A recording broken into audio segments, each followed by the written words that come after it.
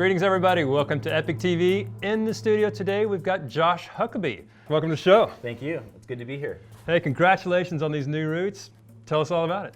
Yeah, it was super fun, you know, being down there with all the other people from the States and from Europe and all the Argentinians down there. Yeah, super fun. Is everybody down there just a hard man? There are the hard men are out there, you know, the Colin Haleys and the John Griffiths and all those guys. But yeah, there's normal people too. There's a lot of people getting after it for sure. Give us the meat. Tell us about these routes. Well, you know, I was lucky enough to have a super solid partner down there, and we went back into the Torrey Valley. And, that's Mikey Schaefer? Mikey Schaefer, yeah, from Seattle, Washington. Just he's a bone crusher for sure. We went back into the Torrey Valley, and he had some ideas for doing some traverses during the first good weather windows. We got lucky and did Manos, and it was super fun. We got to do those 7 summits on that traverse, and over 4 days, it was awesome. It was definitely very cool. Probably 20 pitches, probably 25 rappels. Yeah, a lot of rappelling, going up and going down, and wrapping into no man's land, and making anchors to get you down safely, and just kind of just going for it. We just had a really good time. Yeah. And how hard was the climbing? I would say it was like 5-10 plus.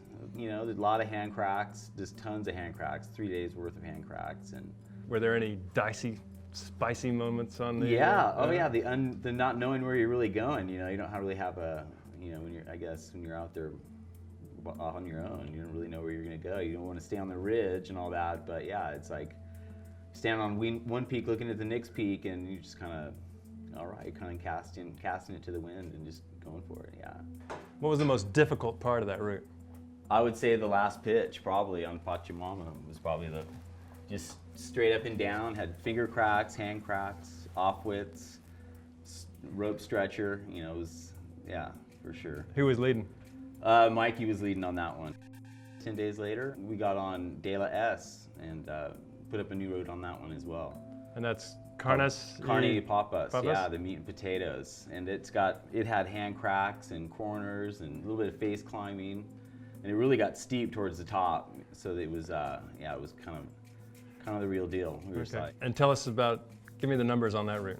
How big? I would say that route, geez, it was probably right around 1,200 feet. So was that 400 meters? Yeah. So yeah, so right around there, and it was a little wet, kind of in the cruxes. So yeah, we did use a little aid to get through some of those steep sections, but if it was dry, I think it would definitely be 12 plus. Oh yeah, but, well done. But we climbed up to about 511 plus before we started yarding on a few pieces of gear.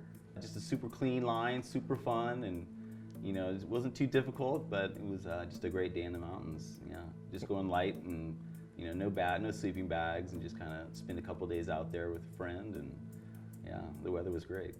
So what's next, and how do we follow you? Geez, what's next? Well, would love to come back to Sham in the summer, and definitely get back down to Patagonia next season.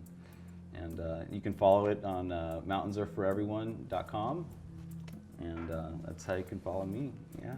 Right on. Well, Josh, thanks so much for coming in. Oh, you're very welcome. Thank you. Thank you. Yeah, all the best. So that's it for this episode. Until next time, charge hard and take chances.